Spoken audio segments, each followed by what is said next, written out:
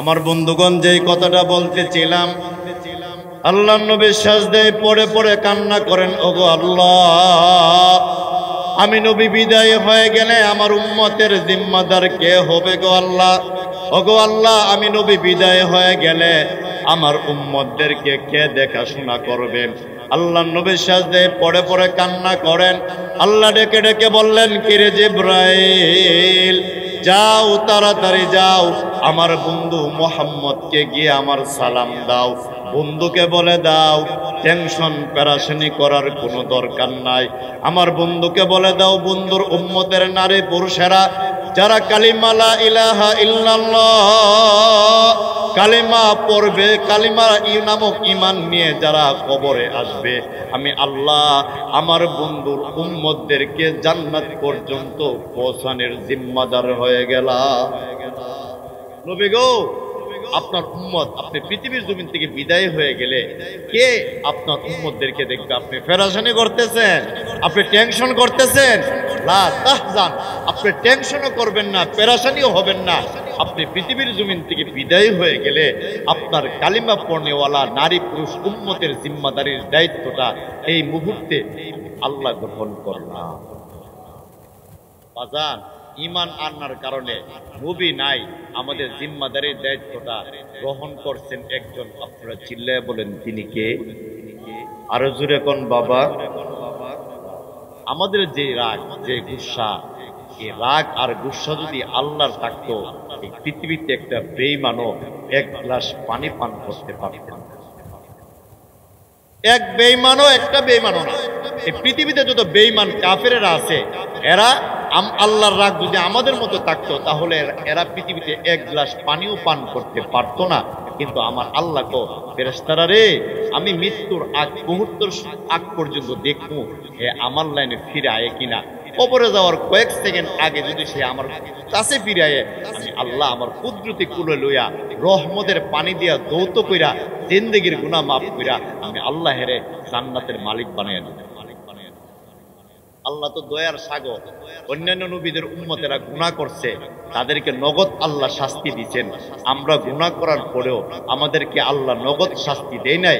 আমার নবী বলছেন, আল্লাহ এদেরকে নগদ শাস্তি দিয়েন না, কবরে যাওয়ার আগ পর্যন্ত আপনি আমার উম্মতদেরকে তওবার সুযোগ দেন। আল্লাহ বলেন, নবী গো, আপনার বরকতে, আপনার ইজ্জত আর সম্মানের বরকতে আমি আল্লাহ আপনার উম্মত মৃত্যুর আগ পর্যন্ত আমি আল্লাহ সুযোগ দিলাম, ডিল দিলাম। যত গুনাহ করবে আমি নগদ শাস্তি দেব না। মৃত্যুর আগ মুহূর্ত পর্যন্ত ইখলাসের সাথে সে যদি তওবা করতে পারে, আমি আল্লাহ মুহূর্তের ভিতরে তার জিন্দেগির গুনাহ মাফ করে দিব। হুজুরে কর না ভাই, আমার নবী তো এইভাবে পৃথিবীতে আইসা নবী কালিমার দাওয়াত দিচ্ছেন, আমার নবীরে বেইজ্জতি করছেন, আমার নবীকে গালাগালি করছেন, কিন্তু আমার নবী সহ্য করেছেন, আমার নবীকে রক্তাক্ত করেছেন, আমার নবীকে পাথর দিয়ে ঢিল দিয়েছেন। কিন্তু আমার নবীকে জিবরাইল বলছেন, নবী গো, আপনি বদদুয়া করেন। আমার নবী বলছেন, আল্লাহুম্মা হদি কওমি ফাইন্নাহুম লা ইয়ালামুন। জিবরাইল রে, আমি আমার উম্মতের জন্য বদদুয়া করার জন্য আসছি না, আমি এসেছি আমার উম্মতের হেদায়েতের রাস্তা বাতায় দেওয়ার জন্য। সুবহানাল্লাহ, জোরে কর। নবী যে কালিমার দাওয়াত দিতেন, এখন যেভাবে আমরা সুন্দরভাবে ওয়াজ মাহফিল করতে পারি, আজ থেকে 1500 বছর আগে এত সহজ ছিল কালিমার দাওয়াত দেওয়াটা, এত সহজ ছিল না। খানায়ে কাবাতে প্রকাশ্যে আযান দিতে পারতেন না, মসজিদে নববীতে প্রকাশ্যে আযান দিতে পারতেন না। এখন যে সহজে আমরা কোরআন হাদিসের তাফসীর মাহফিল করতে পারি, আজ থেকে 1500 বছর আগে এমন সহজ ছিল না, এমন সুন্দর ছিল না, এমন সুন্দর সিস্টেমও ছিল না। কিন্তু আমার নবী কষ্ট করে কালিমার দাওয়াত দিলেন। কিন্তু নবীজি যখন দাওয়াত দিতেন, কাফের বেঈমান মুশরিকরা, বিশেষ করে আবু জেহেল, উতবা, সাইবারা, এরা দূর থেকে বাজারে বাজারে হাইটা বলে, শুনছনি আব্দুল্লাহর ছেলে মোহাম্মদ পাগল হয়ে গেছে, তিনি আমাদের মূর্তির বিরুদ্ধে কথা বলে, আমাদের নেতার বিরুদ্ধে কথা বলে, কুরাইশ বংশের বিরুদ্ধে কথা বলে, লাত মানাত উজ্জার বিরুদ্ধে কথা বলে, সে তো পাগল হয়ে গেছে। আপনারা কি মনে করেন 63 বছর জিন্দেগিতে আমার নবী কোনোদিন পাগল ছিল? তো জোরে কোন, মক্কার কাফের বেঈমান মুশরিকরা বলছে এত সুন্দর মানুষটা আল আমিন সাদেক সত্যবাদী বিশ্বস্ত, এই মানুষটা কেমনে পাগল হয়েছে তার এক নজর দেখার দরকার। দলে দলে দলে দলে আমার নবীরে দেখতে যাইতো খানায়ে কাবার সামনে। আমার নবী খানায়ে কাবার সামনে হেলান দিয়া আল্লাহর কালাম কোরআন শরীফ তেলাওয়াত করতেন। সুবহানাল্লাহ। ومن يضلله فلا هادي له ونشهد أن لا إله إلا الله وحده لا شريك له ونشهد أن سيدنا وسندنا ومولانا محمدا عبده ورسوله صلى الله تعالى عليه وعلى آله وأصحابه وبارك وسلم تسليما كثيرا كثيرا. أما بعد فقد قال الله تعالى في كلامه المجيد وفي فرقانه الحميد. أعوذ بالله من الشيطان الرجيم. بسم الله الرحمن الرحيم. قل يا عبادي الذين أسرفوا على أنفسهم لا تقنطوا من رحمة الله إن الله يغفر الذنوب جميعا إنه هو الغفور الرحيم. صدق الله العظيم.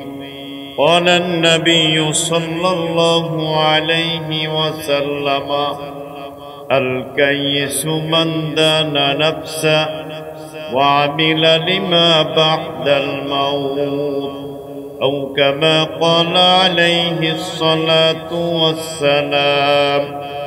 بارك الله لنا ولكم في القرآن العظيم ونفعنا وإياكم بالآيات والذكر الحكيم. سبحانك لا علم لنا إلا ما علمتنا إنك أنت العليم الحكيم. أستغفر الله إن الله غفور رحيم.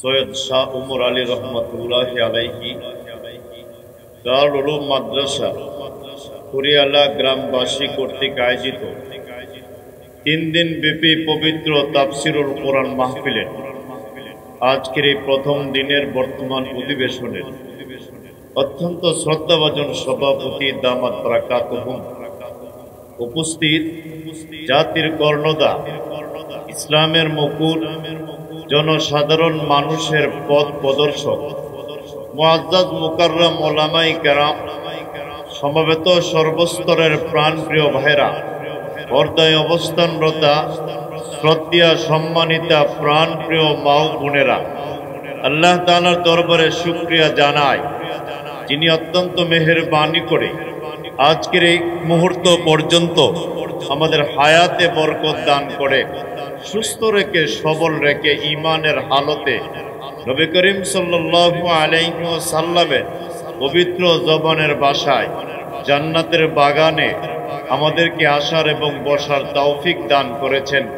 আমি আপনাদের কাছে সর্বপ্রথম প্রশ্ন রাখতে চাই, আমার ভাইয়েরা, আমরা এই জান্নাতের বাগানে আসতে পেরে খুশি না বেজার?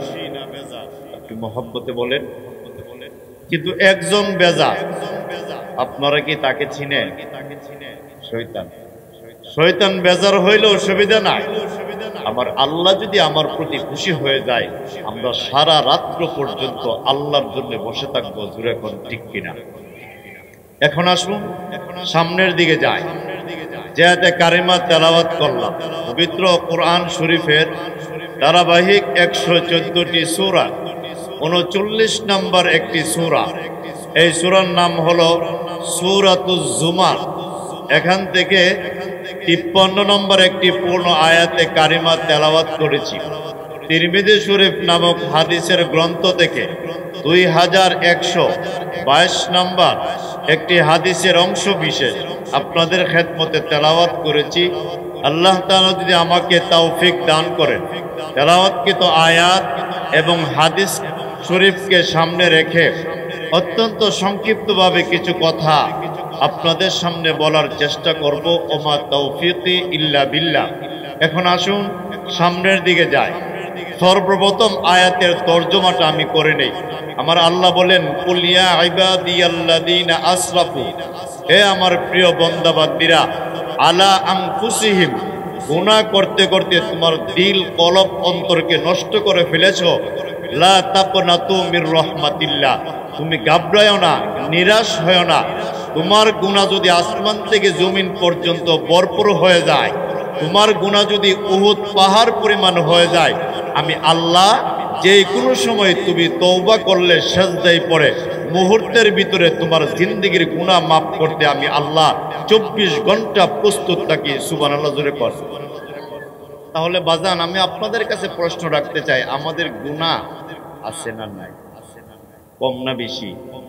কিন্তু আমরা গুনাহ করলেও আমাদের গুনাহ মাফ করবেন কোনো এক সময়, মৃত্যুর আগ পর্যন্ত যে কোনো এক সময় আমার আল্লাহ আমাদের গুনাহ মাফ করবেন। এই বিশ্বাসটা আমাদের অন্তরে আসেনি বাবা?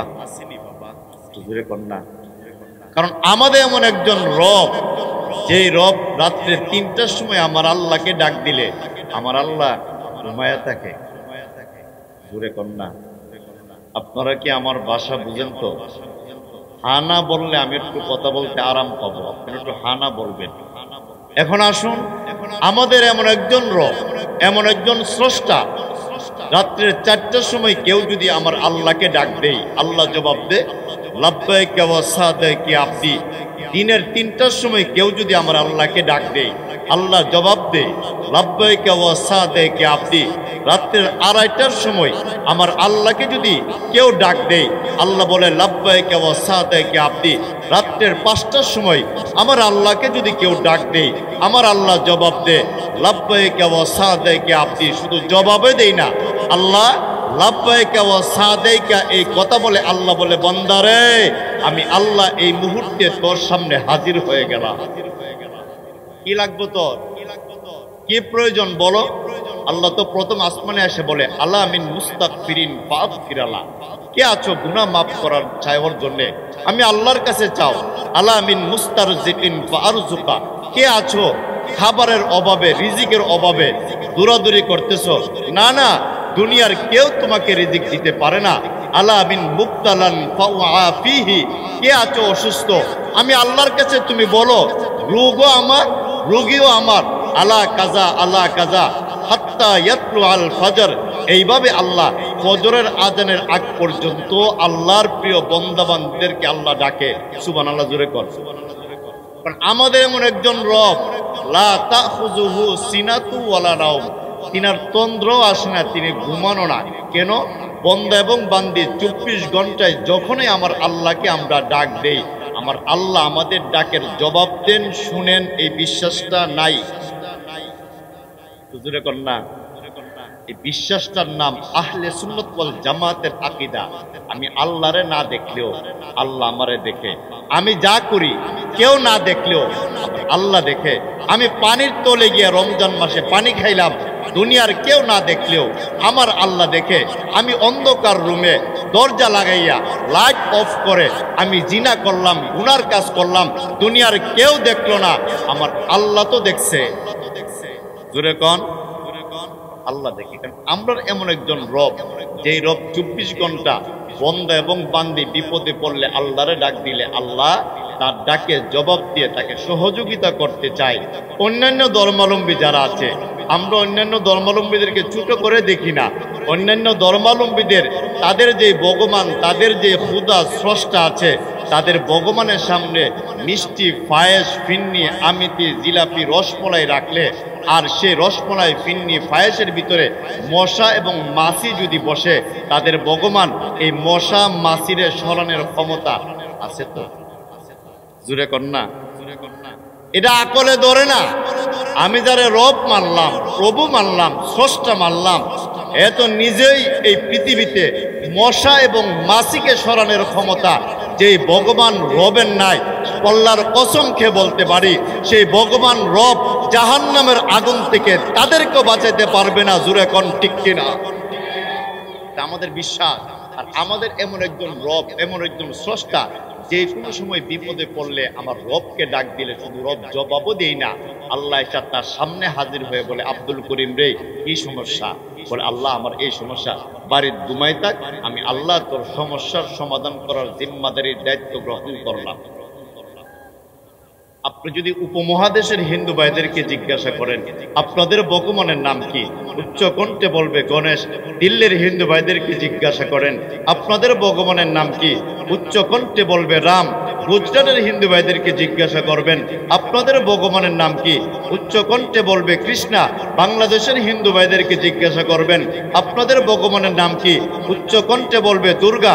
বিহারের হিন্দু ভাইদেরকে জিজ্ঞাসা করবেন আপনাদের ভগবানের নাম কি, উচ্চ কণ্ঠে বলবে শঙ্কর।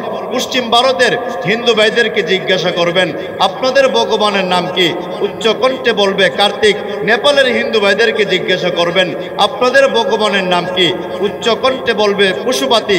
পৃথিবীর যে কোনো রাষ্ট্র, আরব হোক, অনারব হোক, সৌদি আরব হোক, জাপান হোক, জার্মান হোক, ইন্দোনেশিয়া হোক, কাতার হোক, ইটালি হোক, ভারত হোক, বাংলাদেশ হোক, নেপাল হোক, চায়না হোক, চীন হোক, অস্ট্রেলিয়া হোক, আমেরিকা, লন্ডন, যে কোনো রাষ্ট্রের একজন অন্ধ মুসলমানকে জিজ্ঞাসা করলে রবকে, উচ্চ কণ্ঠে বলবে আল্লাহ। জুড়ে কোন ঠিক কিনা? তাদের রব দিল্লিতে গেলে আরেক নাম, তাদের রবের গুজরাটে গেলে আরেক নাম, তাদের রবের বিহারে গেলে আরেক নাম, তাদের রবের এমন ভাবে দেখা যায় পশ্চিম ভারতে গেলে এক নাম, তাদের রবের নেপালে গেলে আরেক নাম, তাদের রবের মায়ানমার গেলে আরেক নাম। কিন্তু আমাদের এমন একজন রব, যে কোনো রাষ্ট্রের আরবি ভাষায় ভাষিত একজন মুসলমানকে জিজ্ঞাসা করবেন তোমার রবকে, বলবে আল্লাহ। হিন্দি ভাষায় ভাষিত একজন অন্ধ মুসলমানকে জিজ্ঞাসা করবেন রবকে, বলবে আল্লাহ। চাইনা ভাষায় ভাষিত একজন অন্ধ মুসলমানকে জিজ্ঞাসা করবেন রবকে, বলবে আল্লাহ। এমনকি দেখা যায় বাংলা ভাষায় ভাষিত একজন অন্ধ মুসলমানকে জিজ্ঞাসা করবেন রবকে, বলবে আল্লাহ। আরবি ভাষায় ভাষিত একজন অন্ধ মুসলমানকে জিজ্ঞাসা করবেন রবকে, বলবে আল্লাহ। এমনকি ইংরেজি ভাষায় ভাষিত একজন অন্ধ মুসলমানকে জিজ্ঞাসা করবেন রবকে, বলবে আল্লাহ। হিব্রু ভাষায় ভাষিত একজন অন্ধ মুসলমানকে জিজ্ঞাসা করবেন রবকে, বলবে আল্লাহ।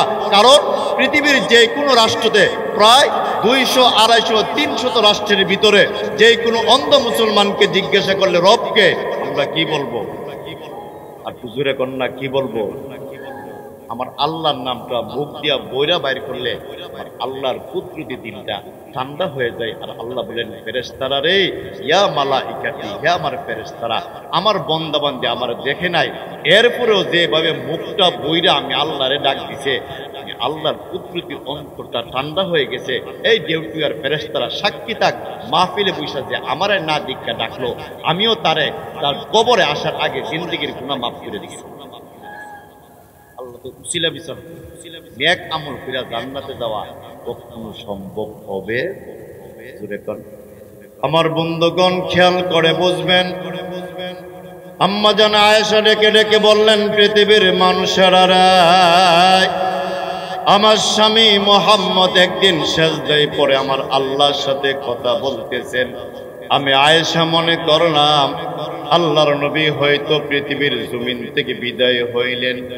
আমি আয়েশা আল্লাহর নবীর পায়ের আঙ্গুল মুবারকের মধ্যে চাপ দিলাম। আমি আয়েশা বুঝতে পারলাম আল্লাহ নবী জিন্দা আছে, আমার আল্লাহর সাথে কথা বলতেছে। আয়েশা ডেকে ডেকে বললেন, নবী গো, আপনার কোনো গুনাহ নাই, আপনার কোনো পাপ নাই। নবী গো, এত লম্বা সেজদা দেওয়ার কারণ কি আমি আয়েশা জানতে চাই। আল্লাহ নবী ডেকে ডেকে বললেন, কে রে আয়েশা, আমি মোহাম্মদ পৃথিবীর জমিন থেকে বিদায় হয়ে যাব। আমি বিদায় হয়ে গেলে আমার অনেক উম্মতেরা আমি নবীকে দেখবে না, কিন্তু নবী বলে মেনে নিবে। বাবা, আমি আপনাদের কাছে প্রশ্ন রাখতে চাই, আমরা চর্মচক্ষে নবীকে দেখি নাই কিন্তু মানিনি। যেরকম হুব্বুন নবী মিনাল ঈমান, নবীকে যদি কেউ ভালো না বাসে পরিপূর্ণ ঈমানদার হতে পারবে না। নবীকে ভালোবাসা ঈমানের অংশ। সুবহানাল্লাহ, জোরে করুন। কিন্তু আমরা কেমন ভালোবাসি? আজ থেকে 2 থেকে 3-4 বছর আগে ফ্রান্সের বেঈমান মেক্রু আমার নবীর স্ত্রীরে গালি দিয়েছিল। তাম পৃথিবীতে প্রায় 177টা রাষ্ট্র মুসলমানেরা 177টা রাষ্ট্রের মুসলমানেরা ফ্রান্সের সমস্ত পণ্যকে বয়কট করার কারণে এই বেঈমান মেক্রু 72 ঘন্টার ভিতরে সমস্ত মুসলমানদের কাছে অনলাইন অফলাইনে মাপ চাইতে বাধ্য হয়েছে। জোরে কোন ঠিক কিনা? কারণ আমার এমন একজন নবী, তিনি শুধু ফ্রান্সের জন্য না, শুধু বাংলাদেশের জন্য না, পুরা আলম, পুরা পৃথিবীর জন্য আমার নবী রহমাতুন ফিদ দুনিয়া ও রহমাতুন ফিল আখিরা। পুরা পৃথিবীর জন্য আমার নবী, পরকালের পুরা জান্নাতের জন্য আমার নবী। সুবহানাল্লাহ। এই ফ্রান্সের মেক্রু বাংলাদেশের মধ্যে একটা টিম পাঠাইছে 11 জন বিশিষ্ট। সবচেয়ে আগে সবচেয়ে বেশি নবীর পক্ষ হইয়া ফ্রান্সের বিপক্ষে কোন রাষ্ট্র প্রতিবাদ করছে, এরা তামাম পৃথিবীতে বিচরণ করে দেখছে। সবচেয়ে আগে সবচেয়ে বেশি জোরালো প্রতিবাদ করেছে নবীর পক্ষ হইয়া ফ্রান্সের বিপক্ষে বাংলাদেশের সরলপনা ইমানদার মুসলমান। আর হুজুরে কন্যা বাবা, আমরা এই জিনিসটা বিশ্বাস করি, আমাদের টাকা নাই, পয়সা নাই, ঘর নাই, বাড়ি নাই, দোকান নাই, বিল্ডিং নাই, আমাদের ব্যাংক ব্যালেন্স নাই। আল্লাহর কসম, আমাদের দিলের ভিতরে ঈমান আর নবীর ভালোবাসা আছে। জোরে কোন ঠিক কিনা? আমাদের সম্পদ নাই, টাকা পয়সা নাই, সুবিধা নাই, আমার কিচ্ছুর দরকার নাই। আমি যদি আমার আল্লাহরে পাই, আমি যদি আমার নবীরে পাই, আপনার কি কম? দুনিয়ার কিচ্ছু না পাইলেও আসে যায় না, যদি আমার রবকে আমি পাই, আমার আল্লাহকে পাই। দুনিয়ার কিচ্ছু পাইলাম না, অসুবিধা নাই, আমি যদি আমার নবীরে পাই। কোন ঠিক নেই? আল্লাহ এবং নবীরে পাইতে গেলে নবী এবং আল্লাহর তরিকা মতে আমাদেরকে জীবন পরিচালনা করার দরকার আসেনি। নবী করিম সাল্লাল্লাহু আলাইহি ওয়াসাল্লামের পায়ের নখ থেকে নিয়ে মাথার চুল পর্যন্ত নবী যেভাবে চলাফেরা করছেন, ব্যবসা করছেন, বাণিজ্য করছেন, যা কিছু করছেন, সব কিছু আমাদেরকে এইভাবে করা লাগবে।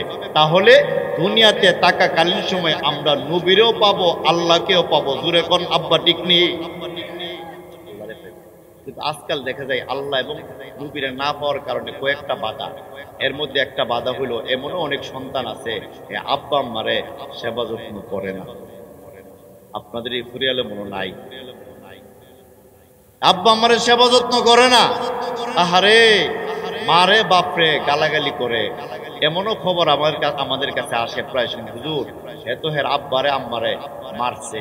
আপনারা কি মনে করেন আব্বা আম্মার গায়ে যদি হাত তুলে এটা সুসন্তান না কুসন্তান? এমনও খবর আছে। আপনি দেখবেন বিদেশ গেছেন, বিদেশ থেকে আপনি আসবেন, আপনি বলবেন আম্মা 2 বছর হয়েছে আমি কাতার থেকে আসবো, আম্মা আপনার জন্য কি আনবো? মা 2টা চোখের পানি ফেলে বলবে, বাবা তুই আমার জন্য কিচ্ছু আনতে হইব না, তুই আইলে আমি তোর মা শান্তি। দূরে কোন ঠিক নেই? আর যদি আপনি বউর কাছে স্ত্রী তোমার জন্য কি আনতাম, আমার লাগে বালা দিকে একটা মোবাইল আনা। শাশুড়ির ফোন দিছে, আম্মা দূরে ডাক দিছে, আম্মা আপনার লাগে কি আনতাম? তো বাজান বাংলাদেশের শীতটা একটু বেশি, ডাবল ফাটের একটা কম্বল আইন। শালি ফোন দিছে, দুলাভাই আমার লাগে বেশি কিছু আইনেন না, কসমেটিক বিদেশি একটু আইনেন, এগুলো খুব সুন্দর। শালা ফোন দিছে, দুলাভাই আমার বেশি দরকার নাই, একটা ল্যাপটপ আইনেন, কম্পিউটার আইনেন, আমি তো লেখাপড়া করি। সবার সবকিছু আনছে। মারা জিজ্ঞাসা করছে, মা বলছে আমার কিচ্ছু লাগতো না, তুই আইলে আমি সব পাবো। বিদেশ থেকে এসে নামছে কুরিয়ালা। আপনাদের এলাকার কথার কথা বললাম, সবাই তার স্ত্রী তার শাশুড়ি, তার শালি, তার শালা, ভাতিজা, বাগ্নি সবাই তার কার্টুনের দিকে তাকায় থাকে। আর দুঃখিনী মা দুইটা চোখের পানি ফেলে ফেলে সন্তানের চেহারার দিকে তাকায় থাকে। আব্বা আমি ঠিক কইছি নি? আর মা এই কথাটা কই, কিরে আব্দুল সত্তার, তোর যে শুকায় গেলে, তোরে কি মালিকের খাবার দেই না? তোর চেহারাটা তো শুকাই গেল গা, শরীরটা শুকাই গেল গা, ঠোঁট গুলা শুকাই রয়েছে, তুই কি কিছু খাস নাই? অথচ স্বাস্থ্য ঠিকই আছে, সুন্দর আছে, সবকিছু আছে। মার কাছে সন্তানের মায়াটা শর্ত এবং স্বার্থ ছাড়া, এছাড়া যে আপনাকে ভালোবাসে, শর্ত আছে, স্বার্থ আছে, জোরে কোন ঠিক কিনা? তাদের আব্বা আম্মা নাই, কবরের পাশে দাঁড়াই আব্বা আম্মার জন্য সূরা ফাতিহা পড়া, সূরা ইখলাস 3 বার করে দোয়া করবেন। আব্বা আম্মার দিলটা ঠান্ডা হয়ে যাবে। তাদের আব্বা আম্মা আছে, একটা আপেল, একটা মালটা, আধা কেজি আঙ্গুর নিয়ে আপনি দিবেন, আম্মা আম্মা আধা কেজি আঙ্গুর আনছি আপনার লেগে। মা কিন্তু খাইতো না, মা খাবে না, কিন্তু মা কিন্তু তার সন্তান রয়ে খাওয়াইব। এরপর মা করতে আমার কাছে, মা মনটা কি জানেনি, আমারে মানছে, আমার কাছে এটা দিছে, এটা আমার খুশি। একটা আঙ্গুর আম্মা খাওয়াইবো, যে দিছে তার ছেলেরে, তার মেয়েরে, আরেক ভাইয়ের ছেলেরে, আরেক ভাইয়ের মেয়েরে, আরেক বোনের ছেলেরে, আরেক বোনের মেয়েরে খাওয়াইবো। মা কিন্তু একটা মুখ দিত না, কিন্তু মা আনন্দ পাইছে গেরে, আমারে মুরব্বী মানছে, আমারে মানে, ঠিক নেই। এই জন্য আব্বা আম্মারে কষ্ট দেওয়া যাবে না। আমার বন্ধুগণ, যেই কথাটা বলতেছিলাম, আল্লাহ নবী সাজদায় পড়ে পড়ে কান্না করেন, ওগো আল্লাহ, আমি নবী বিদায় হয়ে গেলে আমার উম্মতের জিম্মাদার কে হবে গো আল্লাহ? ওগো আল্লাহ, আমি নবী বিদায় হয়ে গেলে আমার উম্মতদেরকে কে দেখাশোনা করবেন? আল্লাহ নবী সাজদায় পড়ে পড়ে কান্না করেন। আল্লাহ ডেকে ডেকে বললেন, কিরে জিবরাইল, যাও, তাড়াতাড়ি যাও, আমার বন্ধু মুহাম্মদকে গিয়ে আমার সালাম দাও। বন্ধুকে বলে দাও, টেনশন পেরেশানি করার কোনো দরকার নাই। আমার বন্ধুকে বলে দাও, বন্ধুর উম্মতের নারী পুরুষেরা যারা কালিমা লা ইলাহা ইল্লাল্লাহ কালিমা পড়বে, কালিমা নামক ঈমান নিয়ে যারা কবরে আসবে, আমি আল্লাহ আমার বন্ধুর উম্মতদেরকে জান্নাত পর্যন্ত পৌঁছানোর জিম্মাদার হয়ে গেলাম। নবী গো, আপনার উম্মত, আপনি পৃথিবীর জমিন থেকে বিদায় হয়ে গেলে কে আপনার উম্মতদেরকে দেখবে? আপনি পেরেশানি করতেছেন, আপনি টেনশন করতেছেন। লা তাহজান, আপনি টেনশনও করবেন না, পেরেশানিও হবেন না। আপনি পৃথিবীর জমিন থেকে বিদায় হয়ে গেলে আপনার কালিমা পড়নেওয়ালা নারী পুরুষ উম্মতের জিম্মাদারির দায়িত্বটা এই মুহূর্তে আল্লাহ গ্রহণ করলাম। বাজান, ঈমান আনার কারণে নবী নাই, আমাদের জিম্মাদারির দায়িত্বটা গ্রহণ করছেন একজন। আপনারা চিল্লায় বলেন, তিনি কে? আরো জোরে কোন বাবা। আমাদের যে রাগ, যে গুসা, এই রাগ আর গুসা যদি আল্লাহর থাকতো, এই পৃথিবীতে একটা বেঈমানও এক গ্লাস পানি পান করতে পারত না। এক বেঈমানও, একটা বেঈমানও না। এই পৃথিবীতে যত বেঈমান কাফেরেরা আছে, এরা আল্লাহর রাগ যদি আমাদের মতো থাকতো, তাহলে এরা পৃথিবীতে এক গ্লাস পানিও পান করতে পারতো না। কিন্তু আমার আল্লাহ কো, ফেরেশতারা রে, আমি মৃত্যুর মুহূর্তের আগ পর্যন্ত দেখবো হে আমার লাইনে ফিরে আয়ে কিনা। কবরে যাওয়ার কয়েক সেকেন্ড আগে যদি সে আমার কাছে ফিরে আয়ে, আমি আল্লাহ আমার কুদরতি কুলে লইয়া রহমতের পানি দিয়া দৌত কইরা জিন্দেগির গুনাহ মাফ কইরা আমি আল্লাহ হেরে জান্নাতের মালিক বানিয়ে দেব। আল্লাহ তো দয়ার সাগর। অন্যান্য নবীদের উম্মতেরা গুনাহ করছে, তাদেরকে নগদ আল্লাহ শাস্তি দিচ্ছেন। আমরা গুনাহ করার পরেও আমাদেরকে আল্লাহ নগদ শাস্তি দেয় নাই। আমার নবী বলছেন, আল্লাহ এদেরকে নগদ শাস্তি দিয়েন না, কবরে যাওয়ার আগ পর্যন্ত আপনি আমার উম্মতদেরকে তওবার সুযোগ দেন। আল্লাহ বলেন, নবী গো, আপনার বরকতে, আপনার ইজ্জত আর সম্মানের বরকতে আমি আল্লাহ আপনার উম্মত মৃত্যুর আগ পর্যন্ত আমি আল্লাহ সুযোগ দিলাম, ডিল দিলাম। যত গুনাহ করবে আমি নগদ শাস্তি দেব না, মৃত্যুর আগ মুহূর্ত পর্যন্ত ইখলাসের সাথে সে যদি তওবা করতে পারে, আমি আল্লাহ মুহূর্তের ভিতরে তার জিন্দেগির গুনাহ মাফ করে দিব। হুজুরে কন্যা ভাই, আমার নবী তো এইভাবে পৃথিবীতে আইসা নবী কালিমার দাওয়াত দিচ্ছেন, আমার নবীরে বেইজ্জতি করছেন, আমার নবীকে গালাগালি করছেন, কিন্তু আমার নবী সহ্য করেছেন, আমার নবীকে রক্তাক্ত করেছেন, আমার নবীকে পাথর দিয়ে ঢিল দিয়েছেন, কিন্তু আমার নবীকে জিব্রাইল বলছেন, নবী গো আপনি বদদুয়া করেন। আমার নবী বলছেন, আল্লাহুম্মা হদি কওমি ফাইন্নাহুম লা ইয়ালামুন। জিব্রাইল রে, আমি আমার উম্মতের জন্য বদদুয়া করার জন্য আসছি না, আমি এসেছি আমার উম্মতের হেদায়েতের রাস্তা বাতাই দেওয়ার জন্য। সুবহানাল্লাহ, জোরে কর। নবী যে কালিমার দাওয়াত দিতেন, এখন যেভাবে আমরা সুন্দরভাবে ওয়াজ মাহফিল করতে পারি, আজ থেকে 1500 বছর আগে এত সহজ ছিল কালিমার দাওয়াত দেওয়াটা, এত সহজ ছিল না। খানায়ে কাবাতে প্রকাশ্যে আযান দিতে পারতেন না, মসজিদে নববীতে প্রকাশ্যে আযান দিতে পারতেন না। এখন যে সহজে আমরা কোরআন হাদিসের তাফসীর মাহফিল করতে পারি, আজ থেকে 1500 বছর আগে এমন সহজ ছিল না, এমন সুন্দর ছিল না, এমন সুন্দর সিস্টেমও ছিল না। কিন্তু আমার নবী কষ্ট করে কালিমার দাওয়াত দিলেন। কিন্তু নবীজি যখন দাওয়াত দিতেন, কাফের বেঈমান মুশরিকরা, বিশেষ করে আবু জেহেল, উতবা, সাইবারা, এরা দূর থেকে বাজারে বাজারে হাইটা বলে, শুনছনি আব্দুল্লাহর ছেলে মোহাম্মদ পাগল হয়ে গেছে, তিনি আমাদের মূর্তির বিরুদ্ধে কথা বলে, আমাদের নেতার বিরুদ্ধে কথা বলে, কুরাইশ বংশের বিরুদ্ধে কথা বলে, লাত মানাত উজ্জার বিরুদ্ধে কথা বলে, সে তো পাগল হয়ে গেছে। আপনারা কি মনে করেন 63 বছর জিন্দেগিতে আমার নবী কোনোদিন পাগল ছিল? তো জোরে কোন। মক্কার কাফের বেঈমান মুশরিকরা বলছে, এত সুন্দর মানুষটা আল আমিন, সাদেক, সত্যবাদী, বিশ্বস্ত, এই মানুষটা কেমনে পাগল হয়েছে, তার এক নজর দেখার দরকার। দলে দলে দলে দলে আমার নবীরে দেখতে যাইতো খানায়ে কাবার সামনে। আমার নবী খানায়ে কাবার সামনে হেলান দিয়া আল্লাহর কালাম কোরআন শরীফ তেলাওয়াত করতেন। সুবহানাল্লাহ। কারণ আমার নবীর মধ্যে তৎকালীন সময় দুইটা আকর্ষণ ছিল। এক নম্বর আকর্ষণ ছিল আল্লাহ নবীর সুন্দর চেহারার আলো। খানায়ে কাবাতে কোনো লাইট নাই, আলো নাই, কিন্তু আল্লাহ নবীর চেহারার আলোতে খানায়ে কাবার চতুর্দিকে আমার আল্লাহ আলোকিত করে দিলেন। সুবহানাল্লাহ, জোরে করে খেয়াল করে বুঝবেন। হযরত জাবের রাদিয়াল্লাহু আনহু ডেকে ডেকে বললেন, পৃথিবীর মানুষেরা রে, আমি জাবের একদিন আল্লাহর নবীর পিছনে নামাজ আদায় করলাম। নবীজি নামাজের ইমামতি করার পরে নবীজি মসজিদে নববীর বারান্দায় বসলেন। আমি জাবের আল্লাহর নবীর চেহারার বরাবর বসলাম। আমি জাবের একবার আল্লাহর নবীর চেহারার দিকে তাকাই, আবার আকাশের পূর্ণিমার চাঁদের দিকে তাকাই, একবার আল্লাহর নবীর চেহারার দিকে তাকাই, আবার আকাশের পূর্ণিমার চাঁদের দিকে তাকাই। একবার দুইবার নয়, 7 থেকে 7 বার পর্যন্ত আমি জাবের একবার আল্লাহর নবীর চেহারার দিকে তাকাই, আবার আকাশের পূর্ণিমার চাঁদের দিকে তাকাই। আমি জাবের আল্লাহর কসম খেয়ে বলি, আকাশের পূর্ণিমার চাঁদের চেয়েও লক্ষ কোটি গুণ বেশি সুন্দর আল্লাহ বিশ্ব নবীকে বানায়া দিলেন।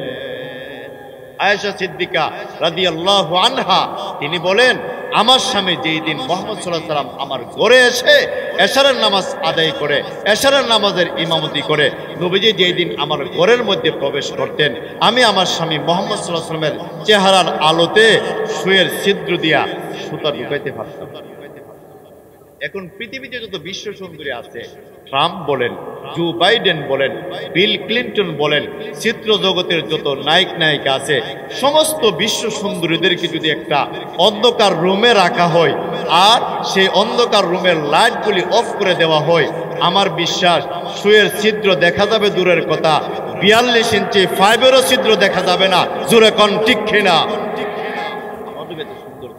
আমার নবীর 2 নম্বর আকর্ষণ ছিল নবীজির জবানের কোরআন তেলাওয়াত। সুবহানাল্লাহ, জোরে কোন বাবা। আল্লামা জুবাইর আহমদ আনসারী রহমাতুল্লাহি আলাইহি, উনার কোরআন তেলাওয়াত শুনলে অন্তর কাঁদে। আর বাসেদ রহমাতুল্লাহি আলাইহি, উনার জবানের কোরআন তেলাওয়াত শুনলে অন্তর কাঁদে। এমনকি দেখা যায় আরো অনেক বড় বড় কারীরা আছে, উনাদের জবানের কোরআন তেলাওয়াত শুনলে ভালো লাগেনি আব্বা? জোরে কোন। আজও পর্যন্ত কেউ এই কথা বলে নাই, হুজুর কোরআন শরীফ পড়তে পড়তে ইমাম সাহেব আপনাদের মসজিদের যে সূরা ফাতিহা 5 ওয়াক্ত নামাজের মধ্যে পড়ে, এই পর্যন্ত কোন মুসল্লি এই কথা বলে নাই। এই ইমাম সাহেব বলে কি সূরা ফাতিহা শুনতে শুনতে ভালো লাগে না, এটা ফাল্লা এলান বাদ দেন, কোন মুসল্লি ইমামকে প্রশ্ন করছিনি? জোরে কোন। এর মধ্যে একটা মজা আছে। আপনাদের মসজিদ ইমাম সাহেব তেলাওয়াত করলে একরকম মজা, বাজারের মসজিদ ইমাম সাহেব তেলাওয়াত করলে আরেক রকম মজা, আশুগঞ্জ উপজেলা মসজিদের ইমাম সাহেব তেলাওয়াত করলে আরেক রকম মজা, বাইতুল মুকাররম জাতীয় মসজিদের ইমাম খতিব সাহেব তেলাওয়াত করলে আরেক রকম মজা, মসজিদুল আকসার ইমাম সাহেব তেলাওয়াত করলে আরেক রকম মজা, এমনকি মসজিদে নববীর ইমাম সাহেব তেলাওয়াত করলে আরেক রকম মজা, বাইতুল্লাহর ইমাম সাহেব তেলাওয়াত করলে আরেক রকম মজা। কেউ এই কথা বলে নাই। আমরা এই কথাটা সুস্পষ্টভাবে এই পয়গামটা আমরা পৌঁছায় দিতে চাই। গান বাজনা শুনলে মানুষ নষ্ট হয়ে জিনার দিকে যায়, আর কোরআন তেলাওয়াত কোরআন তাফসীর শুনে শত শত হাজার হাজার চোর ডাকাত বদমাশ এই কোরআনের তাফসীর আর ব্যাখ্যা শুনে আল্লাহর ওলিয়া রূপান্তরিত হয়েছে। জোরে কোন ঠিক কিনা? এর মধ্যে একটা আকর্ষণ আছে, একটা মজা আছে। আপনি দেখবেন ছোট ছোট সন্তানেরা এই 2001 সাল থেকে নিয়ে 2024 সালের আজকের ডিসেম্বর মাসের আজকের এই 29 তারিখ পর্যন্ত তামাম পৃথিবীতে 193টা রাষ্ট্রের মধ্যে কোরআনের প্রতিযোগিতা হয়। প্রত্যেকটা রাষ্ট্র থেকে 1 নম্বর 2 নম্বর পুরস্কারটা এই বাংলার জমিনে বাংলার মায়ের সন্তানরা এনে এই বাংলাদেশকে তামাম পৃথিবীর মানচিত্রের মধ্যে প্রশংসিত করে। সুবহানাল্লাহ। ক্রিকেট বলেন, ফুটবল বলেন, হকি বলেন, ব্যাডমিন্টন বলেন, আরো যত খেলা করেন, বাংলাদেশের টাকা দিয়ে তাদের জুতা কিনা, এই দেশের ট্যাক্সের টাকা দিয়ে তাদের ক্যাপ কিনা, পোশাক কিনা, হাতের মধ্যে ঘুড়ি কিনা, তাদের ফ্লট কিনে দেওয়া হয়, সব কিছু কিনে দেওয়া হয়। আজও পর্যন্ত কোনো খেলোয়াড়ের টিম বিশ্বকাপ আনবে দূরের কথা, একটা সার কাপও আনতে পারেনি। দূরে কোন আব্বা ঠিক নেই।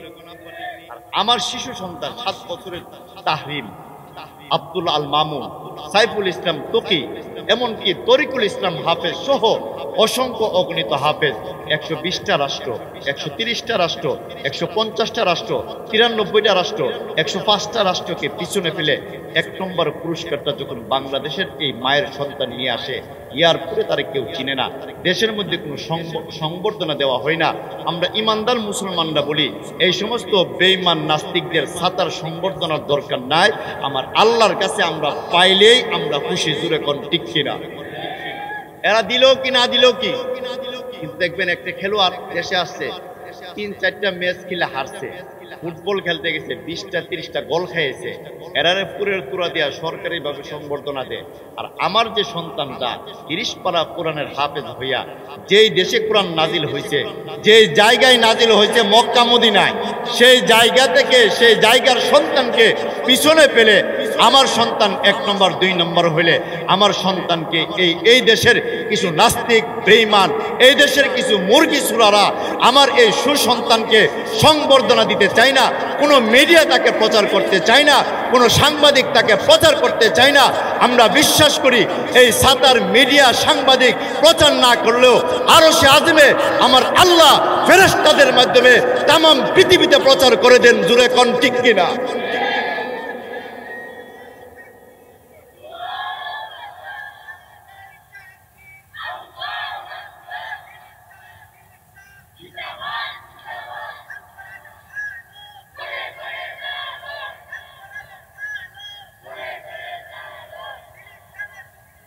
হুশিয়ার সাবধান।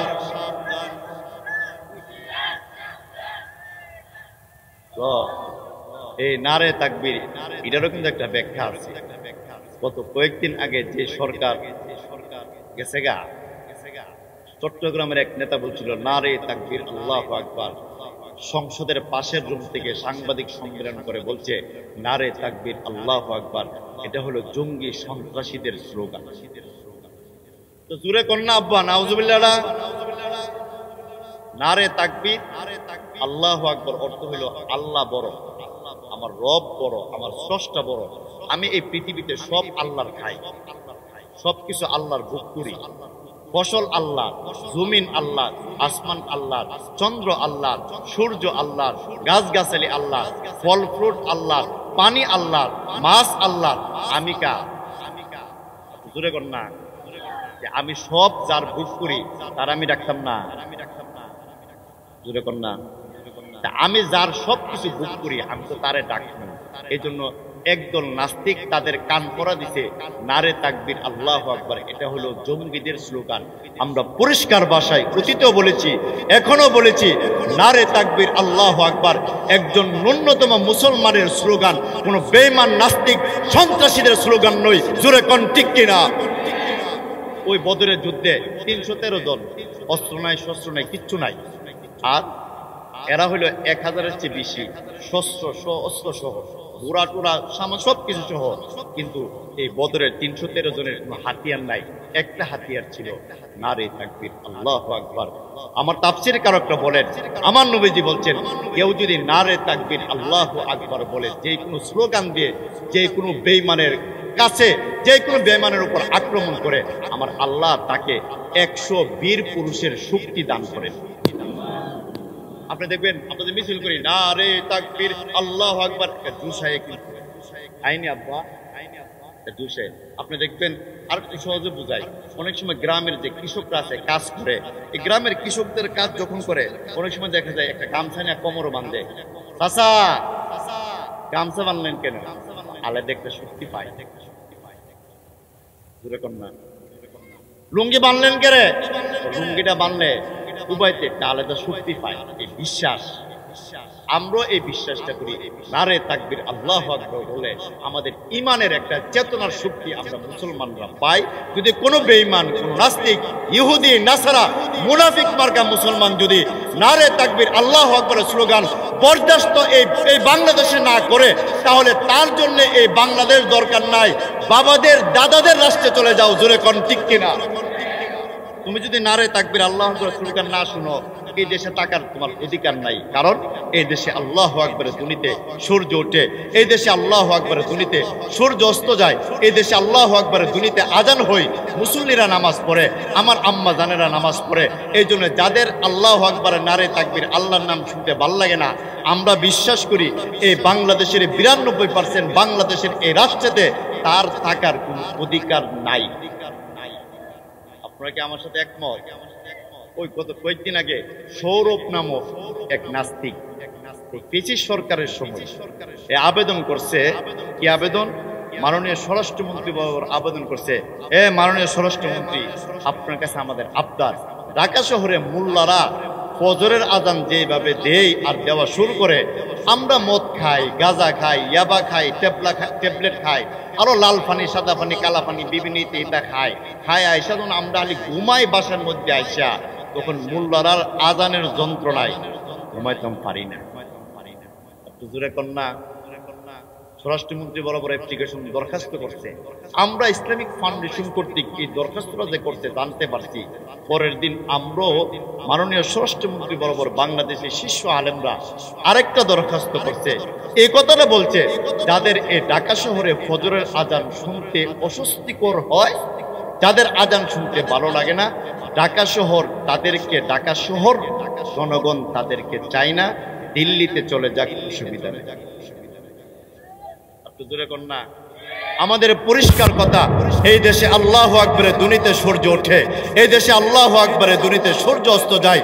যারা কোরআনের বিপক্ষে কথা বলবে, হাদিসের বিপক্ষে কথা বলবে, এমনকি উলামায়ে কেরামের বিপক্ষে কথা বলবে, কোরআনের তাফসিরের বিপক্ষে কথা বলবে, হক্কানি রব্বানি আলেমদের বিপক্ষে কথা বলবে, আজানের বিপক্ষে কথা বলবে, একামতের বিপক্ষে কথা বলবে, মুসল্লিদের বিপক্ষে কথা বলবে, আমার নবীর বিরুদ্ধে কথা বলবে, আমার আল্লাহর বিরুদ্ধে কথা বলবে, নবীর স্ত্রীদের সতীত্ব নিয়ে যারা সমালোচনা করবে, বাংলাদেশের 18 কোটি মুসলমান ওই সমস্ত বেঈমান নাস্তিকদের দাঁত ভাঙা জবাব দিতে 24 ঘন্টা প্রস্তুত। জোরে কোন ঠিক কিনা? তুমি এই আল্লাহর রহমত খাইলা, পানি আমার আল্লাহর দেওয়া, সূর্য আমার আল্লাহর দেওয়া, চন্দ্র আমার আল্লাহর দেওয়া, সূর্য আমার আল্লাহর দেওয়া, মাছ আমার আল্লাহর দেওয়া, এই সব কিছু দেওয়া কার বাবা? একটু জোরে কোন আব্বা কার? আল্লাহর। সব কিছু আমার আল্লাহর দেওয়া, তুমি আমার আল্লাহর বিরুদ্ধে কথা বলবা? যে নবীকে সৃষ্টি না করলে আল্লাহ পৃথিবী সৃষ্টি করতেন না, আসমান জমিন তৈরি করতেন না, সেই নবীকে তুমি গালি দিবা? আমরা মুসলমানদের দেহের ভিতরে এক ফোঁটা রক্ত থাকতে কেউ আমার নবী, আমার আল্লাহরে বিজ্জতি করবে, আমরা সহ্য করব না, রক্ত ঢেলে দেব, নবীর ইজ্জত, আল্লাহর ইজ্জত রক্ষা করব। জোরে কোন ঠিক কিনা? এই জন্যে আমি যেই দিকে আসলাম, নবী করিম সাল্লাল্লাহু আলাইহি ওয়াসাল্লাম যখন খানায়ে কাবার সামনে তেলাওয়াত করেন, আমার নবীর 2 নম্বর আকর্ষণ ছিল নবীজির জবানের কোরআন তেলাওয়াত। যার কাছে কোরআন নাজিল হয়েছে তিনি খানায়ে কাবার সামনে কোরআন তেলাওয়াত করতেছেন। আবু জেহেল, উতবা, সাইবারা ডেকে ডেকে বলেন, এই আব্দুল্লাহ ছেলে মুহাম্মদ পাগল হয়ে গেছে। গরিব যে লোকগুলি আছে, এতিম যে লোকগুলি আছে, দাসী যে লোকগুলি আছে, এরা বলতেছে এত সুন্দর মানুষটা কিভাবে পাগল হইল, এই পাগলটারে এক নজর দেখার দরকার। সুবহানাল্লাহ জোরে কোন।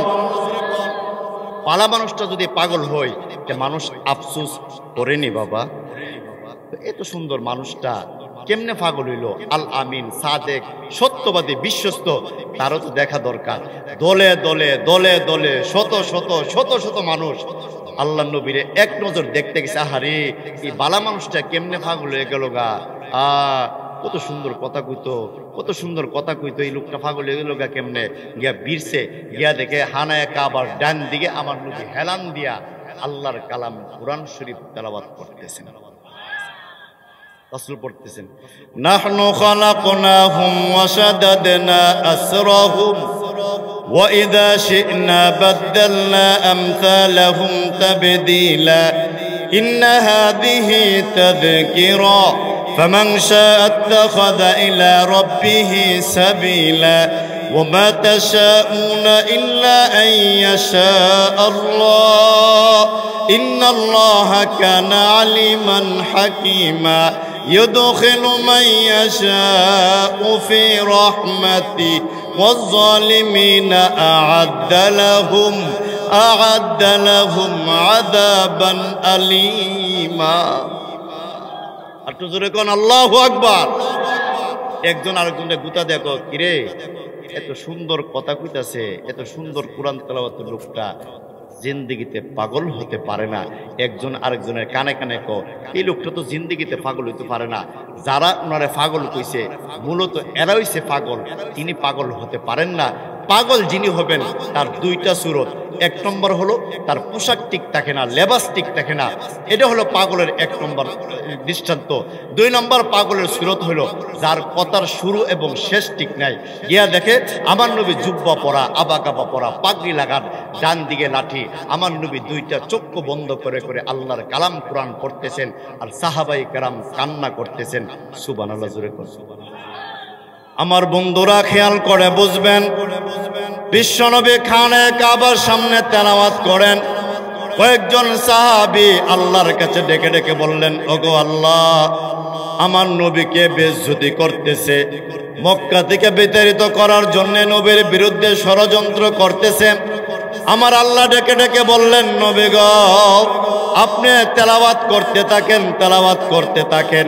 যারা আপনার কাছে আসবে, আপনাকে পাগল বলে বলে যারা গালি দেবে, আপনার কাছে যারা আসবে, আপনাকে যারা দেখতে আসবে, আমি আল্লাহ তাদের দিলের ভিতরে মোহর ঢেলে দেব, হেদায়েতের বাতি ঢেলে দেব।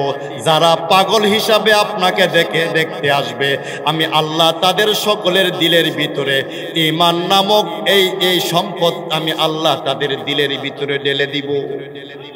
ইন্নাকা লা তাহদি মান আহবাবতা ওয়ালাকিন্নাল্লাহা ইয়াহদি মান ইয়াশা। নবী গো, আপনি টেনশন পেরেশানি করেন না, আপনার কাছে হেদায়েত নয়, হেদায়েতের চাবিকাঠি একমাত্র আমি আল্লাহর কাছে। জোরে কোন ঠিক কিনা?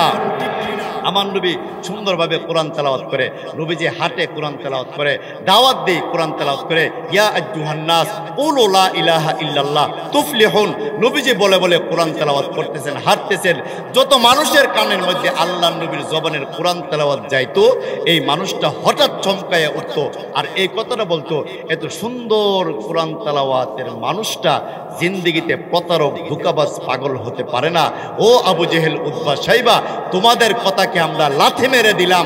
আব্দুল্লাহর ছেলের হাত ধরে জিন্দিগির জন্য কালিমা পড়ে আমরা মুসলমান হয়ে গেলাম। এই জন্য নবী করিম সাল্লাল্লাহু আলাইহি সাল্লাম অনেক কষ্ট করেছেন এই ইসলামের জন্য, ঈমানের জন্য, এই কালিমার জন্য। আর আমরাও তো বর্তমানে রেডিমেড একটা কালিমা পাইছি। আমরা আজান দিছে, মার পেট থেকে যখন ভূমিষ্ঠ হইলাম, ডান কানে আজান, বাম কানে একামত দেওয়ার সাথে সাথে আমি মুমিন, আমি মুসলমান, আমি আল্লাহওয়ালা। সুবহানাল্লাহ। আর সাহাবায়ে কেরাম যুদ্ধ করে ঈমান ঠিক রাখছে, জিহাদ করে ঈমান ঠিক রাখছে, পেটে পাথর বেঁধে ঈমান ঠিক রাখছে। আর আমরা আজকে 3 ওয়াক্ত খাই, আজান দেই, টাইলসওয়ালা মসজিদ, আজানও আমরা শুনি। এমনও অনেক মহল্লা আছে মসজিদ খুব সুন্দর, আজান 5 বেলা হয়, কিন্তু ওই মহল্লার অধিকাংশ মানুষ নামাজে আসে না। আপনাদের এলাকাত নাই? একটু জোরে কোন, নামাজে আসে না। অথচ এই নামাজকে প্রতিষ্ঠিত করার জন্য আমার নবী দন্দন মোবারক শহীদ করেছেন, আমার নবী রক্তাক্ত হয়েছেন। নামাজকে প্রতিষ্ঠিত করার জন্য আমার নবী কষ্ট করেছেন, কাফেরদের গালি খেয়েছেন। কিন্তু এই রাসূলের আমানত নামাজ আমরা আজকে পড়তে চাই না, আমরা অলসতা করি, শয়তান আমাদেরকে ধোঁকা দেয়, আমরা অলসতা করে নামাজকে ছেড়ে দেই। কিন্তু না, প্রত্যেকটা মুসলমানের ইমানদারের সর্বপ্রথম পরিচয় হইল ইমানের পরে নামাজ। জোরে কোন ঠিক কিনা? আপনার সন্তান, যে কথাটা বলছিলাম যে আমাদের ছেলেরা 1 নম্বর 2 নম্বর পুরস্কার আনলে তাদেরকে পুরস্কৃত করা হয় না, পত্রিকাতেও দেয় না, ফেসবুকেও দেয় না, কোনো খবরের টিভিতেও দেয় না, অসুবিধা নাই। এরপরেও আমাদের দেশে কি হাফেজের সংখ্যা কমতাছে? জোরে কোন। প্রতিটা মহল্লা, আপনাদের যে এই মহল্লা সৈয়দ শাহ ওমর আলী রহমতুল্লাহ দারুল উলুম মাদ্রাসা, এই মাদ্রাসার একটা নাবালক সন্তান রাতে 4টার সময়টা আপনি যখন লেপ কম্বল দিয়া ফুটবল হয়ে শুয়ে থাকেন কনকনে শীতে, এই 4টার সময় নাবালক বাচ্চাটা আরামের ঘুমকে হারাম করে লেপ তুষুককে লাথি মেরে কনকনে ঠান্ডা পানি দিয়ে উজু কইরা আমার আল্লাহর দরবারে দাঁড়ায় যায়। করোনাকালীন সময় দেখছেননি যে রাষ্ট্রেতে যত বড় লোক, যত পরিষ্কার, এই রাষ্ট্রের মধ্যে তত বেশি করোনা আক্রান্ত হয়েছে। আর আমার বাংলাদেশে মাত্র 2%। সুবহানাল্লাহ কইতেন না? এই বাংলাদেশের মানুষরা এই জিনিসটা আমরা বিশ্বাস করি, আমরা 5 ওয়াক্ত উজু করি, আমরা পরিষ্কার থাকি। আর যে মহল্লাতে, যে এলাকাতে কোরআনের একটা মার্কাজ থাকবে, সন্তানরা কোরআন পড়বে, এই মহল্লার চতুর্দিকে যত গুরুস্থান থাকবে, আল্লাহ এই সন্তান, এই কোরআন তেলাওয়াত, এই পাখি, এই জান্নাতের মেহমানের কোরআন তেলাওয়াতের বরকতে আল্লাহ আশেপাশের কবরবাসীর জিন্দেগির গুনাহ মাফ করে তার কবরকে আল্লাহ জান্নাতের বাগান বানায়া দিবেন। ওয়াফতাহু লাহু বাবান ইলাল জান্নাহ ওয়ালবিসু লাহু মিনাল জান্নাহ ওয়াফরিশু লাহু মিনাল জান্নাহ নাম কা নাউমাকাল আরশ, তাকে আল্লাহ জান্নাতের পোশাক পরায়া দিবেন, জান্নাতের বিছানায় বিছাইয়া দিবেন, জান্নাতের সাথে যোগাযোগ ব্যবস্থা তার কবরে করে দিবেন। ফেরেশতারা উচ্চ কণ্ঠে বলবে, নাম ঘুমাও কা নাউমাকাল আরশ। যেমন ভাবে বাসর রজনীতে এমন ভাবে সুন্দর বিবি লইয়া, পিউসি বিবি লইয়া ঘুমাইলা, আজকে কবরে তুমি ঘুমাও। ইসরাফিলের দ্বিতীয় সিংহা ফু দেওয়ার আগ পর্যন্ত আমরা ফেরেশতারা 24 ঘন্টার জন্য তোমার পাহারাদার হয়ে গেলাম। সুবহানাল্লাহ জোরে কর। কবরের ভয় করা দরকার, জাহান্নামের ভয় করা দরকার। যদি আপনি জাহান্নামী হয়ে যান, কবরের প্রশ্নের জবাব দিতে না পারেন, ওয়াফতাহু লাহু বাবান ইলান নার ওয়ালবিসু লাহু মিনান নার ওয়াফরিশু লাহু মিনান নার। আপনাকে জাহান্নামী আগুনের পোশাক পরায় দেওয়া হবে, জাহান্নামে আগুনের বিছানা বিছায় দেওয়া হবে, জাহান্নামের সাথে আপনার কবরের যোগাযোগ ব্যবস্থা করে দেওয়া হবে। 99টা সাপ প্রতিদিন প্রতি মুহূর্ত আপনাকে আঘাত করবে, আপনাকে কষ্ট দিবে। নবী করিম সাল্লাল্লাহু আলাইহি ওয়াসাল্লাম বলেন, কেউ যদি জাহান্নামের আগুনের ভয়ে 2টা চোখের পানি ফেলে আল্লাহর কাছে বলে, আল্লাহ দুনিয়ার আগুন আমি সহ্য করতে পারি না, জাহান্নামের আগুন আমি কিভাবে সহ্য করব, এই কথাটা বলে বলে কোনো নারী পুরুষ যদি নামাজের মুসল্লায় বৈশা দেন দইরা মুরাকাবা কইরা আল্লাহর কাছে দোয়া করে, আমার নবী বলেন তার চোখের পানি জমিনে পড়ার আগে আগে আল্লাহ জাহান্নামের আগুনকে তার জন্য হারাম করে জান্নাত তার জন্য আল্লাহ ওয়াজিব করে দিবেন। জোরে কোন সুবহানাল্লাহ। এই জন্য কবরের বই, পরকালের বই, যে কথাটা বলছিলাম মাদ্রাসার দরকার। হাফিজ জুজুর রহমতুল্লাহি আলাইহি তিনি এরশাদ যখন এই দেশের প্রেসিডেন্ট ছিলেন, তিনি সংসদ নির্বাচন করবেন, প্রেসিডেন্ট নির্বাচন করবেন, যখন সাংবাদিকরা 10 জন 12 জন এমন যারা প্রেসিডেন্ট নির্বাচন করবেন তাদেরকে একসাথে করছেন। বলছে আপনি যদি প্রেসিডেন্ট হন কি করবেন? আমি রাস্তাঘাট পাকা করে দেব, ড্রেন ব্রিজ কালভার্ট ওকে করে দেব। আচ্ছা, আপনি প্রেসিডেন্ট হলে কি করবেন? বলে আমি জনগণের জন্য যত খাবার আছে আমি সস্তা করে দেবো। আপনি প্রেসিডেন্ট হলে কি হবেন? আমি প্রত্যেকটা মানুষের ঘরে ঘরে খাবার পৌঁছাইয়া দেবো। আমরা কিন্তু নির্বাচনের আগে অনেক ওয়াদা করে, নির্বাচন গেলেগা তারে খুঁজই পাওয়া যায় না। আসিনি বাবা, নির্বাচন আগে ব্রিজ করবো, কালভার্ট করে দেবো, রাস্তা করে দেবো। এই স্বপন, এই আব্দুল কুদ্দুস, এই ইদ্রিস, এই রাস্তাটা কেমনে দেবো, ওইটা কেমনে হবে, ওইটা কেমনে হবে, একটা বাউতামি দিয়ে আমরা কাছ থেকে ভোট নিত। জোরে কন্যা ঠিক নেই। নির্বাচন গেলে ফোন দিলে ও চেনো সাহেব, আমি তো ইদ্রিস। ও কোন ইদ্রিস? উত্তরপাড়ার কোনটা আবার? চিনে না। আসিনি ভাই, চিনে না। অথচ একজন নেতাকে আমি জিজ্ঞাসা করছিলাম, আপনি যে এইগুলো করে দিবেন, আপনি তো মেম্বারে নির্বাচন করতেছেন, আপনি তো সীমিত একটা অঙ্ক আপনারা দিব, আপনি ব্রিজ করে দিবেন, কালভার্ট করে দিবেন, মসজিদ করে দিবেন, মাদ্রাসা করে দিবেন, এতিমখানা করে দিবেন, প্রাইমারি স্কুল করে দিবেন, কিন্ডারগার্টেন করে দিবেন, অতলা আপনি পারবেননি। উনি আমার কানে কানে হুজুর এগুলি হলো নির্বাচনী ওয়াদা। নাউজুবিল্লাহ কোন, এগুলি বলে নির্বাচনী ওয়াদা। এর অর্থ কিটা? পাস করার আগে যা কমু এটা সব হলো নির্বাচনী ওয়াদা, এগুলি ভোট নিবার লাগে কমু। আপনারা কি মনে করেন ওয়াদাটা দেওয়ার সময় দুনিয়ার কেউ সাক্ষী না থাকলেও একজন সাক্ষী আছে, তিনি কে? আমার আল্লাহ সাক্ষী। এইগুলির বিচার, এইগুলির জবাব আমার আল্লাহর কাছে দিতে হবে। যে কথাটা আমি বলতে চাইলাম সেটা হলো যে কোরআনের মার্কাজ, কোরআনের মাদ্রাসা আমাদের ঘরে ঘরে দরকার। প্রত্যেক প্রেসিডেন্টকে জিজ্ঞাসা করে এনতেন করে দিব। হাফিজুর রহমতুল্লাহি আলাইহি রুমালটা লইয়া, আল্লাহর ওলি তো সাংবাদিক মহিলারাও গেছে, উনি এমনি রয়েছে এমনি। হাফিজুর রহমতুল্লাহ জিজ্ঞাসা করছে, হুজুর আপনি যদি প্রেসিডেন্ট হন কি করবেন? আমি বেশি কিছু করতাম না, আমি কইও লাভ নাই, আমি ব্রিজ কালভার্ট যেগুলি দরকার আমি আস্তে আস্তে করবো, যা পামো তা করবো, কিন্তু আমি একটা জিনিস করবো। কি করবেন? এরা বলছে কি জানে জানি কইরা না, আমি প্রত্যেকটা মহল্লায় মহল্লায় একটা কইরা কোরআন শিক্ষার মক্তব চালু কইরা দেব। দেখেন আজ থেকে 27 বছর, 30 বছর, 32 বছর আগে হুজুর এই কথাটা সাংবাদিকদেরকে বলছিল। 30 বছর পরে এটা বাস্তবায়ন হয়েছে। প্রত্যেকটা মহল্লায় একটা মক্তব নয়, একটা মাদ্রাসা নয়, এমনও মহল্লায় আছে 4টা 5টা মক্তব এবং মাদ্রাসা। জোরে কোন ঠিক কিনা?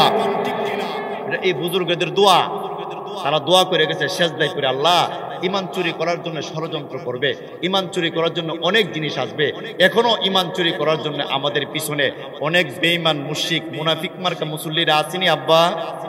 আরো জোরে কোন আসেনি? 2-3টা ফিতনার কথা কয়ালায়, যেহেতু মনে হয়েছে একটা ফিতনার নাম হিজবুত তাওহীদ। এরা এদের আকীদা বিশ্বাস হইল নামাজ পড়তে উযু লাগে না। আর তো জোরে কোন না। এদের আরেকটা আকীদা হইল স্বামী এবং স্ত্রী, ছেলে এবং মেয়ে যদি মিল থাকে, পুরুষ এবং মহিলা যদি মিল থাকে, বিয়ার দরকার নাই, যা মনে চায় তাই করতে হবে। এদের আরেকটা আকীদা হইল যে দাজ্জাল যে আসবে, এদের আকীদা হইল দুনিয়াতে কোনো দাজ্জাল ব্যক্তি আসবে না, দাজ্জাল হবে আমেরিকা।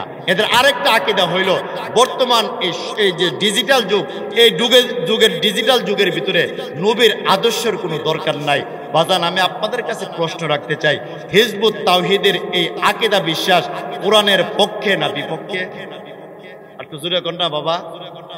আরেকটা হলো ইসকন, এটা একটা ফিতনা। এরা 11 জুলাই চট্টগ্রাম 30,000 স্কুলের ভিতরে তারা খাবার বিতরণ করছে রথযাত্রা উপলক্ষে। দুর্গা পূজার আগের দিন রথযাত্রা উপলক্ষে 30,000 স্কুলের ভিতরে তারা চট্টগ্রাম পুরো বিভাগের ভিতরে ছোট্ট ছোট বাচ্চাদেরকে একটা মিষ্টি, একটা আমিতি, আর একটা সিঙ্গারা, একটা সমোসা আর একটা সাম্পা কলা দিছে। 30,000 ছাত্রদেরকে খাবার দিছে। খাবারের ভিতরে ছোট্ট একটা কাগজ দিছে, এই কাগজটার মধ্যে লেখা হরে কৃষ্ণ হরে রাম, হরে কৃষ্ণ হরে রাম। একটা ছাত্র টেটলা, কিছু ছাত্র আসেনি কন্যা টেটলাকে ছাত্র, স্যার এটা কিতা? ওই হিন্দু শিক্ষক তারে জিজ্ঞাসা করছে, স্যার এটা কিতা? স্যারে বলছে এটা পড়বা আর তুমি এই নাস্তাটা খাইবা। নাউজুবিল্লাহ কইতেন না। এই 30,000 স্কুলের মধ্যে কি শুধু হিন্দুরই, মুসলমানের সন্তান নাই বাবা? বেশিরভাগ মুসলমানের সন্তান, 2-4% শুধু মানে হিন্দুদের সন্তান। তাদেরকে বলছে প্রত্যেকটা সন্তান হরে কৃষ্ণ হরে রাম বলে বলে খাইতো। আপনারা কি মনে করেন 92% মুসলমানের রাষ্ট্র হরে কৃষ্ণ হরে রাম বলে আমার সন্তানরা যদি নাস্তা খায়, তাহলে আমার আল্লাহর সাথে শিরিক হওয়ার সম্ভাবনা আসেনি? এদের টার্গেটটা কি জানেননি? এদের টার্গেটটা হইল ছোটবেলার থেকে যদি হরে কৃষ্ণ হরে রাম মায়া ঢুকায় দেয়, এ বড় হইলে আল্লাহরে মানত না, এ বড় হইলে নবীরে মানত না, এর ভিতরে আমি মূর্তির মায়া মোহব্বত ঢুকায় দিলাম। পরিষ্কার কথা হলো আমাদের এই বাংলাদেশে 92% এই মুসলমানের বাংলাদেশের ভিতরে 30,000 স্কুলের ভিতরে যে নাস্তা রথযাত্রা উপলক্ষে নাস্তা দিয়েছে, সেখানে ইসকন নামক উগ্রবাদী সন্ত্রাসী সংগঠন আমাদের সন্তানদেরকে আল্লাহর নাম বুলাইয়া হরে কৃষ্ণ হরে রাম বলে এই নাস্তা করার জন্য তারা পারমিশন দিয়েছে, ডিক্লারেশন দিয়েছে। এর দ্বারা প্রমাণ হয়ে যায় হিন্দুত্ববাদীরা জোর করে আমাদের সন্তানদেরকে বেঈমান নাস্তিক বানাইতে চায়। জোরে কোন ঠিক কিনা? আমরা পরিষ্কার ভাষায় পরদিন বিবৃতি দিয়েছি, প্রকাশ্যে ক্ষমা চেতে হবে। ইসকনের যারা আছে তারা প্রকাশ্যে ক্ষমা চাইতে হবে।